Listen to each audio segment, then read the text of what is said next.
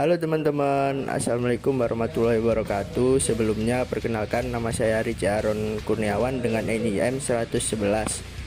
Di sini saya akan memenuhi tugas UTS Ekonomi Mikro 2 dengan materi pemetaan struktur pasar output dan pasar input. Baik, yang pertama saya akan menjelaskan pengertian dari pasar output. Pasar output sendiri adalah pasar yang memperjualbelikan sebuah produk, barang, atau jasa sebagai hasil produksi suatu perusahaan. Adapun macam-macam pasar output yaitu pasar persaingan sempurna, pasar monopoli, pasar monopolistik, dan pasar oligopoli. Karakteristik dari pasar persaingan sempurna yaitu jumlah pembeli dan penjual sangat banyak. Kemudian barang dan jasa yang diperjualbelikan homogen. Yang ketiga, pembeli dan penjual tahu keadaan pasar dengan sempurna. Yang keempat, pembeli dan penjual bebas keluar masuk pasar. Yang terakhir yaitu faktor-faktor produksi bebas bergerak. Seorangan tidak mampu mempengaruhi harga pasar. Kemudian penjelasan kurva pasar persaingan sempurna. Fungsi dari permintaan yang dinotasikan dengan demand kemudian memiliki slope yang negatif, dan fungsi penawaran yang memiliki slope positif yang dinamakan pasar. Berarti di situ terdapat pertemuan antara permintaan dan penawaran dan harga yang terdapat pada pasar terbentuk ketika kurva permintaan dan kurva penawaran saling berpotongan. Jadi antara kurva permintaan dan penawaran ini merupakan kesepakatan antara produsen dan konsumen yang ada di pasar tentang satu produk tersebut.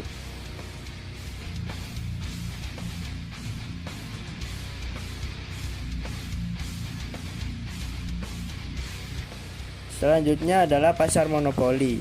Karakteristik dari pasar monopoli yaitu yang pertama, terdapat satu penjual. Dengan banyaknya pembeli yang berada di pasar, karena adanya sifat pasar monopoli ini yaitu pembeli tidak dapat beralih ke penjual lain meskipun pembeli tersebut merasa dirugikan dengan harga yang ditetapkan. Yang kedua, harga ditentukan oleh penjual. Penjual pada pasar monopoli dapat menentukan harga sesuai keinginannya karena tidak tersedianya barang substitusi dekat dari barang yang dijual. Yang ketiga, perusahaan lain sulit memasuki pasar. Terdapat hambatan dalam memasuki pasar bagi perusahaan baru. Hambatan yang ada dapat berupa undang-undang, teknologi mutakhir yang dimiliki, modal yang sangat besar, dan lainnya. Yang keempat, konsumen tidak bisa pindah walaupun rugi. Yang terakhir, bisa menimbulkan ketidakadilan atau kerugian bagi masyarakat. Kemudian penjelasan dari kurva monopoli itu sendiri. Pada pasar monopoli, kurva permintaan memiliki slope yang negatif. Kemudian kurva marginal revenue-nya memiliki slope yang negatif juga. Kan tetapi besarnya slope tersebut 2 kali lebih besar daripada kurva permintaan. Kemudian jika kurva biaya dan kurva marginal cost seperti ini, maka harga itu keuntungan yang didapatkan maksimal dan bisa tercapai. Ketika marginal revenue-nya sama dengan marginal cost, jadi marginal revenue berpotongan di marginal cost, maka jumlah output yang bisa dihasilkan oleh seorang monopolis adalah sebesar Q bintang pada jumlah barang. Sebesar Q bintang ini, maka seorang monopolis akan menjual barangnya sebesar P bintang. Dalam hal ini, maka penerimaan seorang monopolis sebesar O, Q bintang, B, dan P bintang. Sementara untuk menghasilkan O, Q bintang, biaya yang harus dikeluarkan sebesar OA. Jadi persatuannya sebesar OA, sehingga total biaya yang harus dikeluarkan adalah OA, C, dan Q bintang. Dengan demikian, maka pasar monopolis seorang produsen akan mendapatkan keuntungan sebesar A C, B, dan P bintang.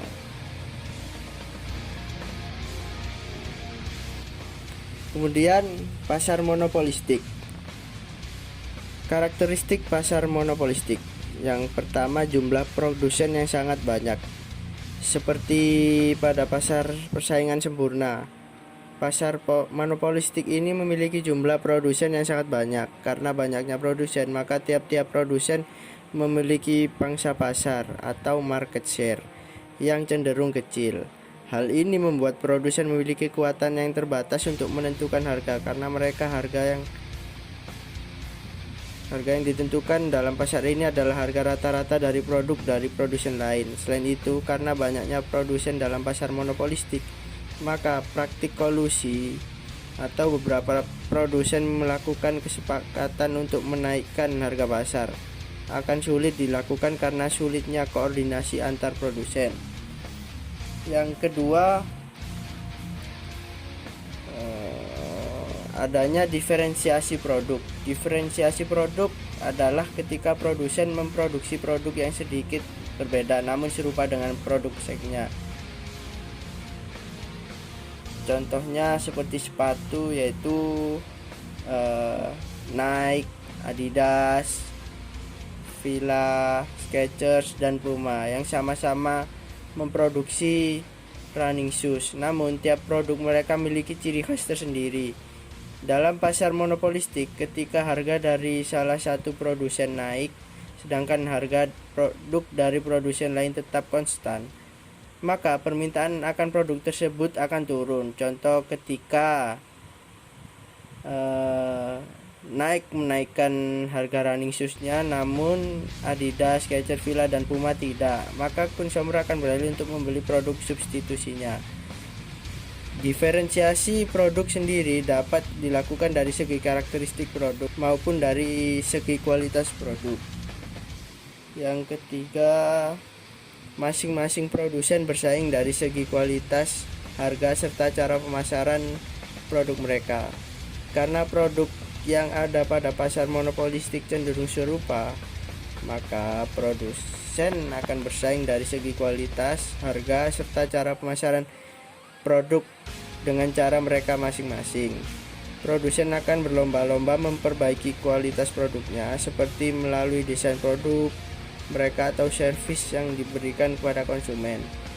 Dari kualitas produk tersebut, produsen dapat mengatur harga produknya. Ketika produk yang diproduksi memiliki kualitas yang bagus dan sangat tinggi, maka produsen dapat memberikan harga yang tinggi pada produk tersebut. Namun, produsen harus meyakinkan konsumen bahwa produk mereka adalah produk dengan harga yang tinggi tersebut juga memiliki kualitas yang bagus. Oleh sebab itu, untuk meyakinkan konsumen, produsen harus melakukan trik pemasaran yang tepat sehingga membuat kemasan yang lebih mewah, memberikan insentif seperti bonus produk lain, atau melalui iklan-iklan yang menyatakan bahwa produk mereka lebih baik dibandingkan produk lain yang serupa. Yang terakhir yaitu produsen bebas untuk keluar dan masuk ke dalam pasar. Seperti pasar persaingan sempurna, dalam pasar monopolistik produsen dapat bebas masuk dan keluar pasar.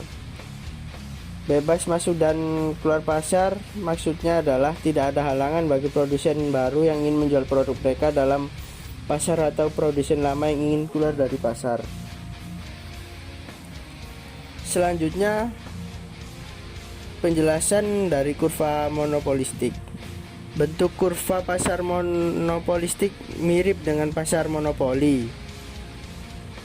Hanya saja perbedaannya adalah kurva permintaan pada pasar monopolistik lebih elastis dibandingkan dengan pasar monopoli.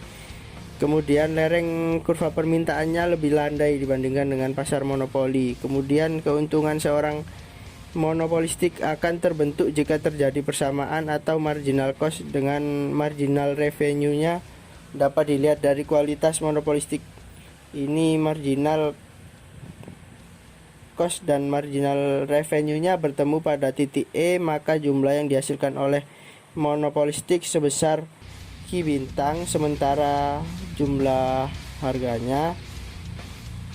yang akan dijual adalah ditarik dari Ki Bintang ke kurva permintaan harga yang akan dijual oleh produsen sebesar P Bintang, sementara seorang monopolistik akan menghasilkan produk Ki Bintang dengan biaya sebesar OC per satuannya, sehingga jika di total merupakan total biaya yang dikeluarkan oleh seorang monopolistik sebesar O, Ki Bintang, B, dan C, sehingga keuntungan yang didapatkan oleh seorang monopolis adalah C, P Bintang, A, dan B. Selanjutnya adalah pasar oligopoli. Karakteristik dari pasar oligopoli, yang pertama terdapat beberapa penjual, yaitu terdapat beberapa penjual di pasar.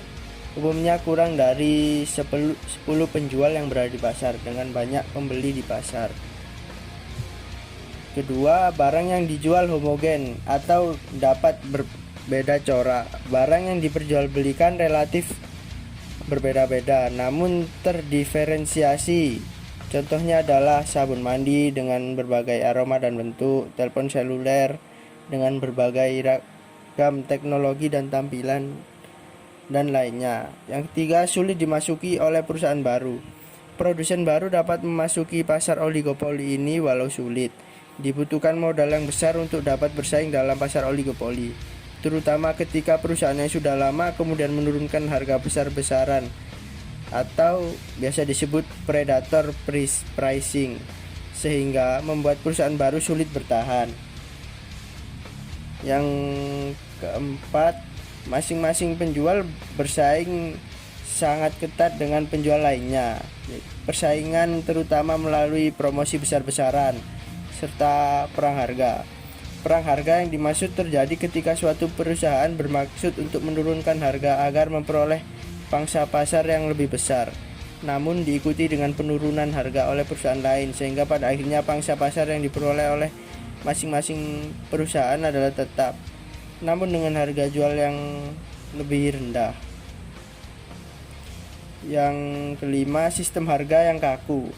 Karena sifatnya yang hanya terdiri dari beberapa perusahaan, perilaku satu perusahaan menjadi sangat terasa pengaruhnya bagi perusahaan lain, sehingga menimbulkan ketergantungan dari masing-masing strategi atau tindakan yang diambil.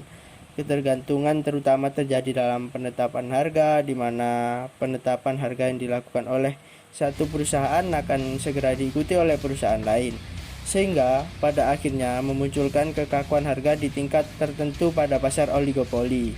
Yang terakhir, nomor 6, penjual di pasar oligopoli memiliki kemampuan dalam menentukan harga karena adanya perbedaan dari masing-masing produk yang ditawarkan.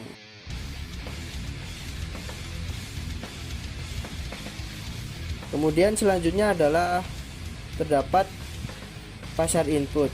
Pasar input ini adalah suatu pasar yang dimana tempat berinteraksinya permintaan dan penawaran input atau sumber daya produksi. Atau definisi lainnya adalah pasar input ini pasar yang menyediakan faktor-faktor produksi yang terdiri dari pasar sumber daya alam, modal, tenaga kerja, dan kewirausahaan. Ya, itu tadi adalah sedikit penjelasan mengenai pemetaan struktur pasar output dan pasar input. Jika ada kesalahan kata yang disengaja ataupun tidak disengaja, kurang lebihnya saya mohon maaf dan saya pamit undur diri. Wassalamualaikum warahmatullahi wabarakatuh. Jangan lupa di like, komen, dan subscribe ya. See you.